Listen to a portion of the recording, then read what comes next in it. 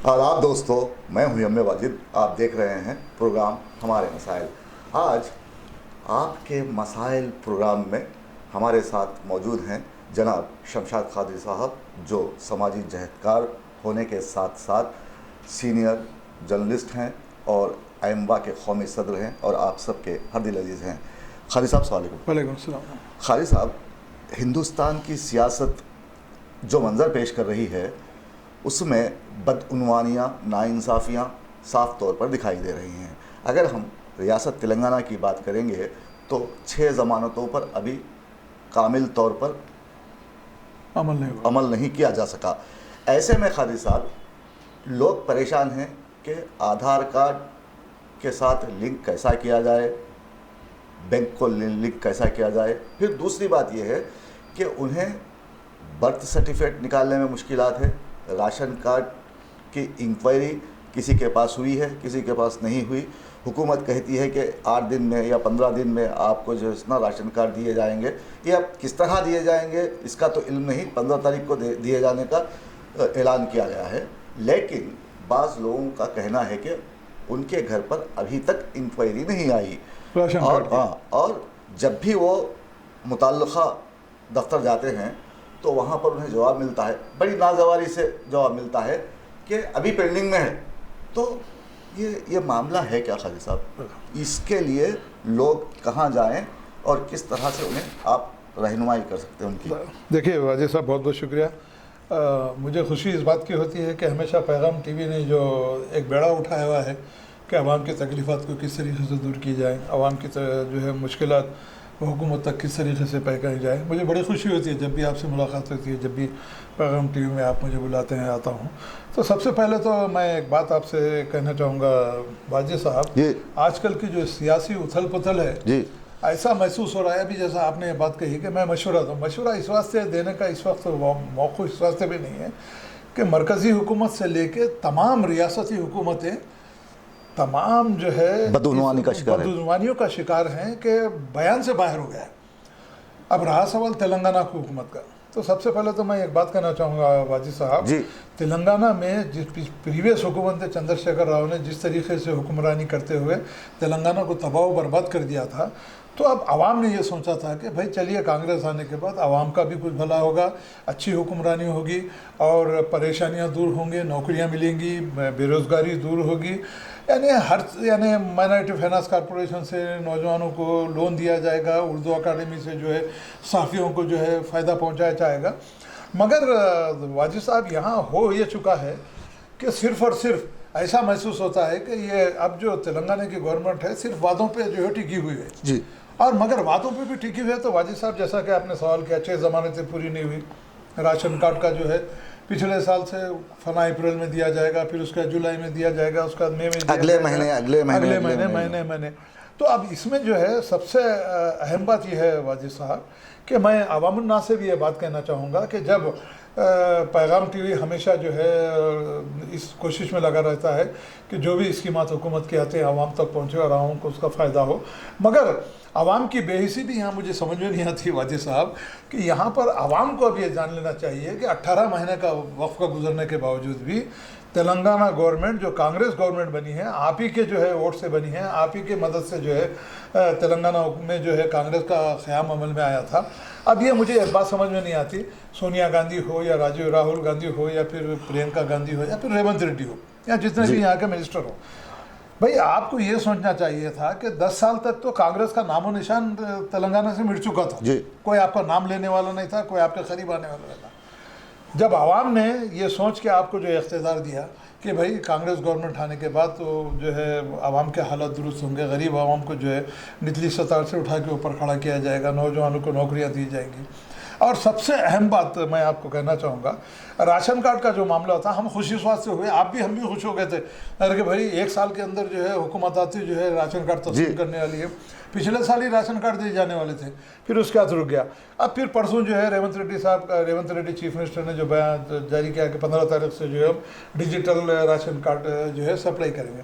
मगर आपका एक सवाल अभी आपने मुझसे सवाल किया कि कादरी साहब, ये जो आप राशन कार्ड तस्लीम कर रहे हैं मिस्टर रेवंत रेड्डी से और उत्तम कुमार रेड्डी जो वहाँ मिनिस्टर है, मैं उनसे ये सवाल करना चाहूँगा, क्या आपने अब अनाउंसमेंट तो ये कर दिया कि राशन कार्ड 15 जो है जुलाई से 15 अगस्त हाँ, 15 अगस्त या 15 जुलाई तक 15 जुलाई 15 अगस्त से दे दिए जाएंगे।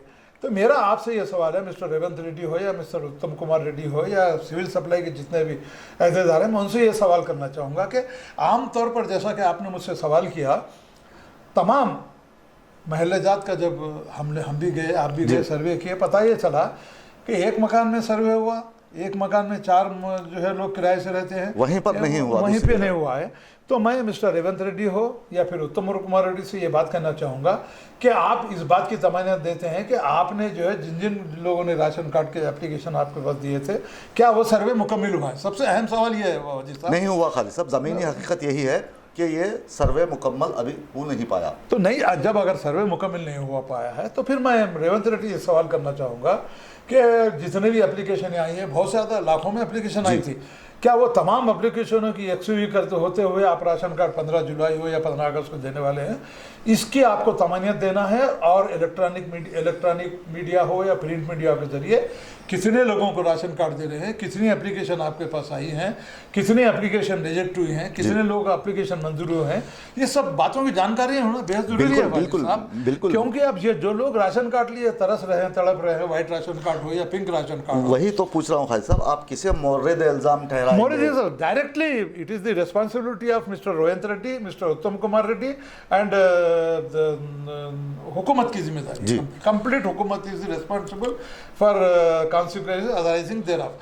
देखिए, जब तक हुकूमत की नाअहली नहीं होती, ये हमेशा हमेशा टाल मटोल की पॉलिसी कब तक चलेगी? ये टाल मटोल की पॉलिसी चलेंगे। मिस्टर रेवंत रेड्डी अब ये टाल मटोल की पार्टी छोड़ दीजिए, उत्तम कुमार रेड्डी हो या फिर जो भी मुताल्लिक़ अहदेदार हो, उनको ये बात जान लेना चाहिए कि आवाम का सब्र का पैमाना लबरेज हो चुका है।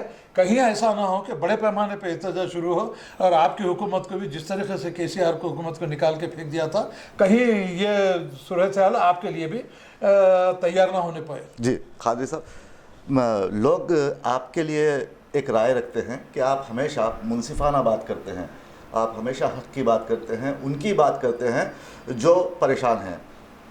खादी साहब, मैं आपसे एक बात ये कहना चाहूँगा कि कई लोग ऐसे हैं जिनके चूल्हे ठंडे पड़े हुए हैं, वो क्या एहतजाज के लिए आगे आएंगे? आप बताइए। तो इसमें तब्दीलियों की सख्त ज़रूरत है। मैं आपसे पूछ रहा हूँ एक बात, मुताल्लिक़ा जो महकमे जात हैं, जैसे कि MRO ऑफिस है, बल्दियाती ऑफिस है, सिविल सप्लाईज के ऑफिस है, उसमें जब कोई आदमी जाता है अपनी समस्या लेकर, परेशानी लेकर जाता है, तो उसे ठीक ढंग से बात नहीं की जाती, उनका रवैया मानदाना होता है। तो ऐसे में आप उन ओहदेदारों को क्या कहेंगे जो सरकारी नौकरी हासिल करते हुए लोगों का इस्तेहसाल कर रहे हैं और उन्हें ठीक तरह की मालूमात मुहैया नहीं कर रहे हैं? तो ऐसे में लोग परेशान हैं और मुझे रोज़ाना 50 फ़ोन आते हैं, लोग पूछते हैं आप ज़रा पूछिए, आप ज़रा बोलिए, खादी साहब से कहिए आप कि हमारी ये परेशानी है, हमको वो नहीं मिला, डेथ सर्टिफिकेट नहीं मिल पा रहा या पैदाइशी सर्टिफिकेट नहीं मिल पा रहा। अगर कोई आदमी मुताल्लिक़ा दफ्तर को जाता है तो वो कहते हैं खैरताबाद जाइए। तो ये कहाँ का रूल्स हैं? ये बदउनवानियों का एक रास्ता खोल दिया गया है कि दरमियानी लोग फ़ायदा उठाए, दलाल फ़ायदा उठाए। तो ऐसी हरकतों को दूर करने के लिए आप हुकूमत से क्या मुतालिबा करें? देखिए, सबसे पहली चीज़ वाजिद साहब, आपने इतना बेहतरीन और वक्त का जो है सुलगता सवाल किया है।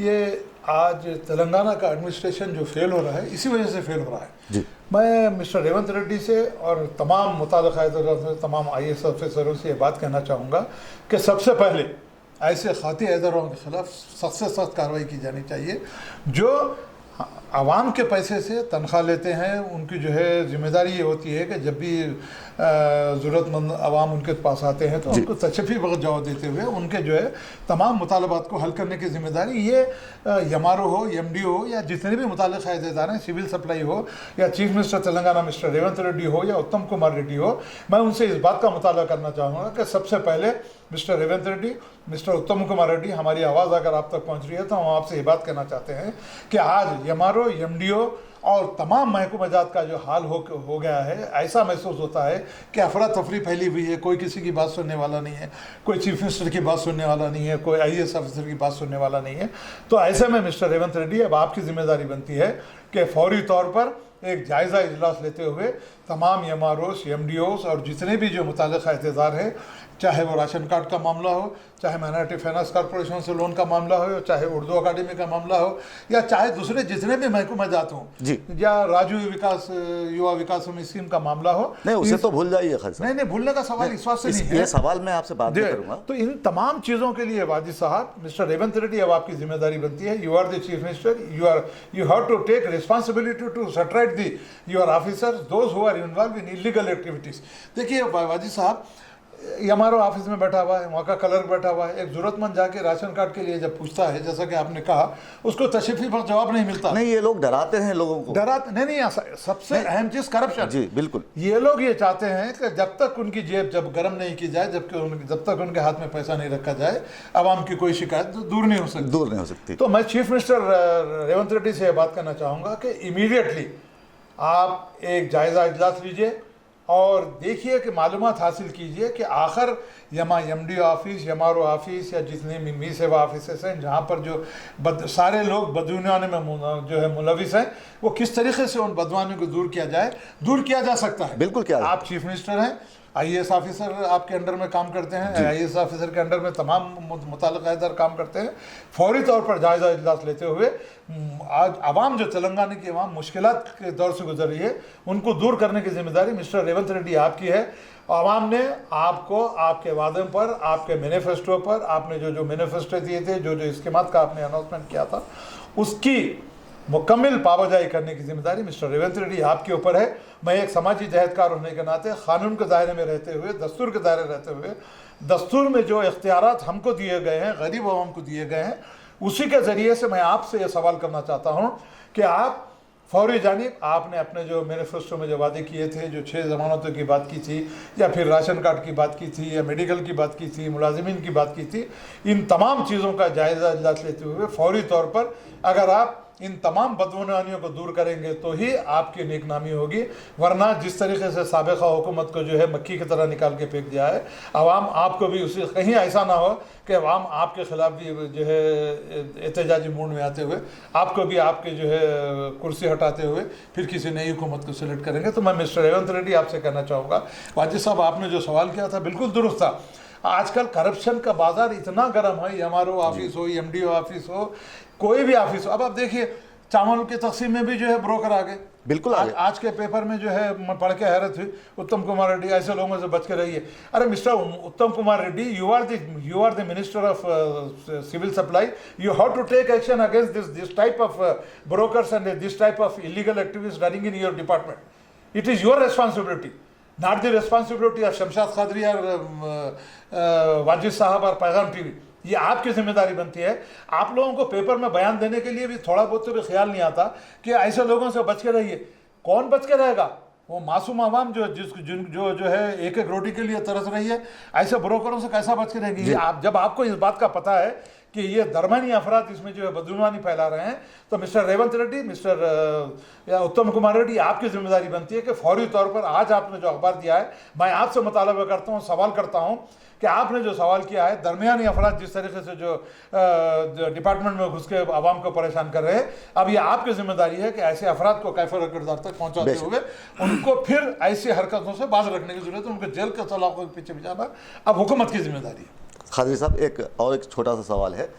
देखिए, राजीव युवा विकासम स्कीम निकाली गई, लोगों को लूटा गया, एमआरओ ऑफिस में 1 घंटे में इनकम सर्टिफिकेट जारी कर दिया गया पैसे खाकर। ये मिसालें हैं और ये हकीकत है। ऐसे लोग मुझसे राब्ते में हैं। हुकूमत ने फ़ीस के तौर पर करोड़ रुपए वसूल किए, ठीक है। उसके बाद इस स्कीम को कहा गया कि अबूरी तौर पर बंद किया जा रहा है। ये अबूरी टाइप होता क्या है और ये इस स्कीम के आगे जाकर फिर से शुरू होने के इम्कानात मौहूम से दिखाई देते हैं। लेकिन आप क्या सोचते हैं कि ये स्कीम फिर दोबारा शुरू होगी भी या नहीं? अवाम में एक तशवीश सी है, तो लोग पूछ रहे हैं कि ये आखिर माजरा है क्या? देखिए वाजिद साहब, बिल्कुल बहुत आपने सही सवाल किया। मैं नहीं समझता कि स्कीम जो है बंद होगी, क्योंकि ये हुकूमत का जो है अगर खुदा ना होता अगर स्कीम पे इम्प्लीमेंटेशन नहीं हुआ तो इससे बड़ी बदनामी और इससे बड़ी नाकामी मिस्टर रेवंत रेड्डी आपकी हो नहीं सकती। खादी साहब, आपकी हुकूमत की अब नहीं तो हो सकती। बंद ही तो हो गई है ना नहीं, बंद तो होगी, मगर अब मैं यही आपने जो सवाल किया उसका जवाब मैं देना चाह रहा हूँ।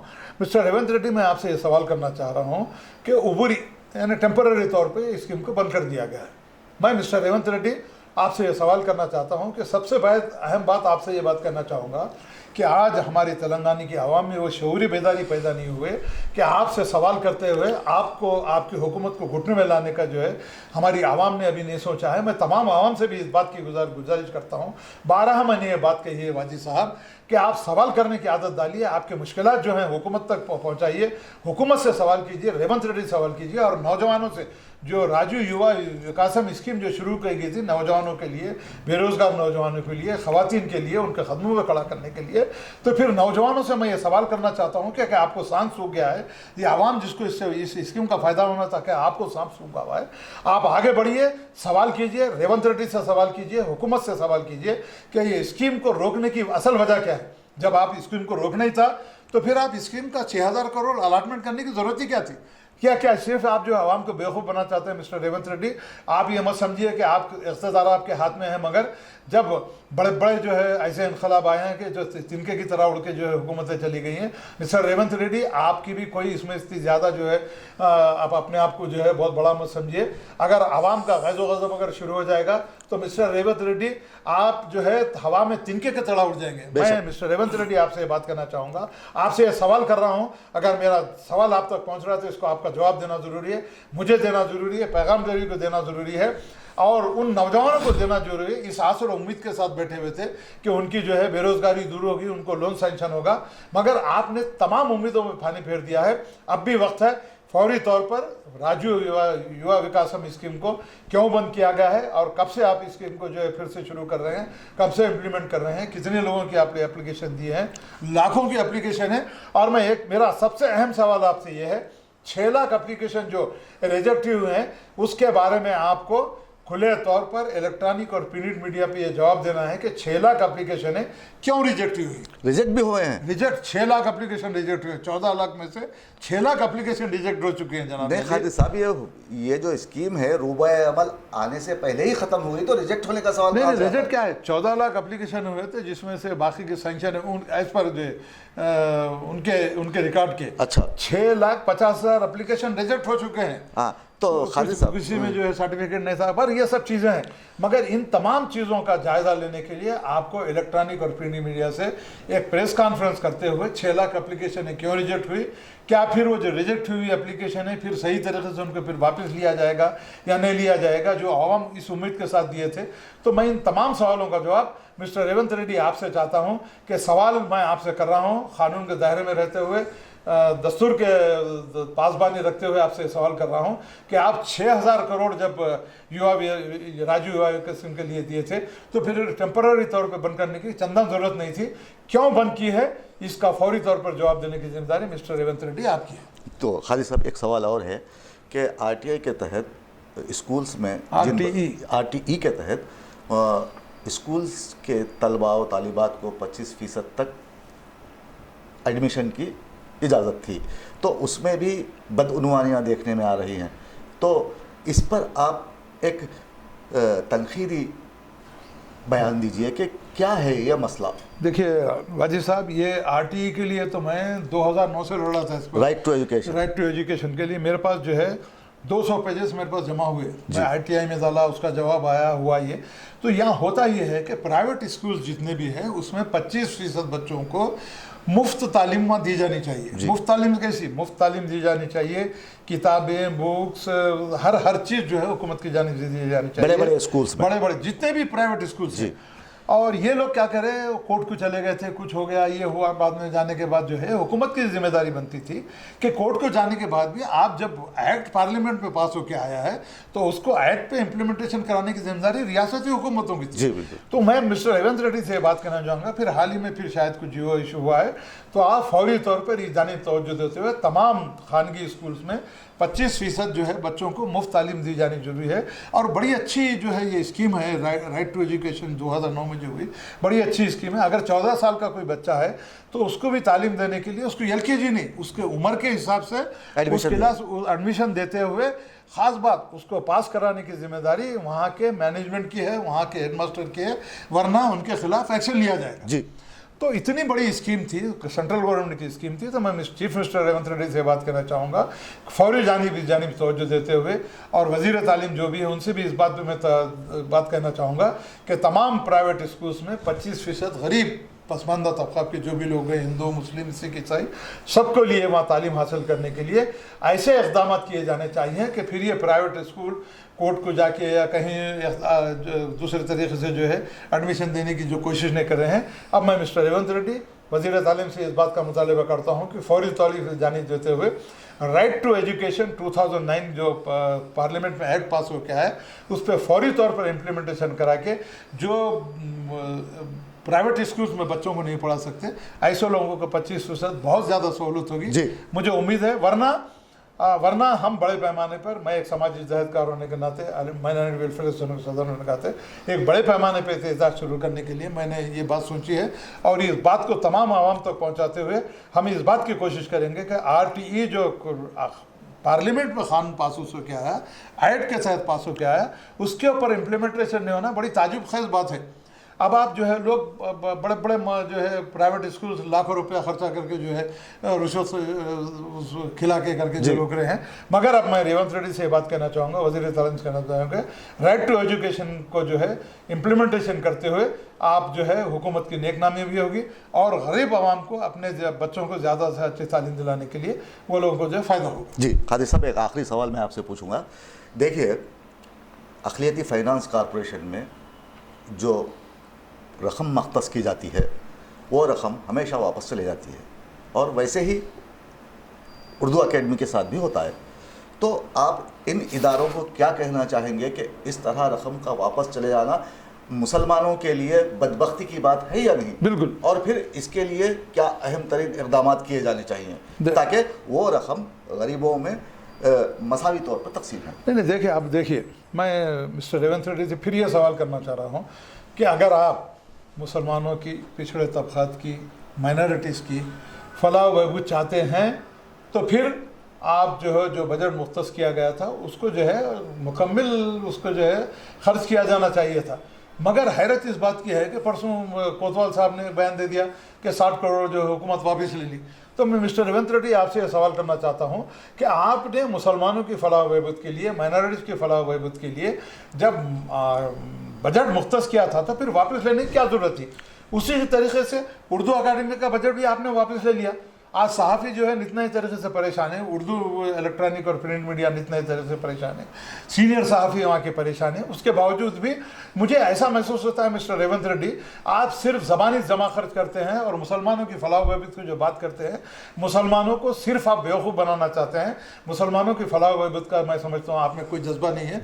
वाजिद साहब, आप जिस तरीके से पैगाम TV से पैगाम आवाम तक पहुँचाते हैं, हमारी आवाज़ तक आवाम तक पहुँचती है, तो मैं तमाम मुसलमानों से, तमाम पिछड़े तबक़ात से, तमाम माइनॉरिटी से, क्रिश्चियन, सिख, ईसाई, बुद्धिस्ट और जितने भी जो है माइनॉरिटीज़ में आते हैं, मैं उनसे इस बात का जो है उनसे भी ये सवाल करना चाहता हूँ कि अब उठिए, टाइम आ गया है एक बड़ा इनकलाब करते हुए हुकूमत को ये बात बताना है कि जिस वोट की वजह से आज आप हुकूमत संभाले हुए हैं, आप आज चीफ मिनिस्टर बने हुए हैं, आपको ये बात सोचने की ज़रूरत है। वरना कहीं ऐसा ना हो कि ये आवाम का गज़ब आपके जो है सामने आए और आपको ये कुर्सी आपको छोड़नी पड़ी।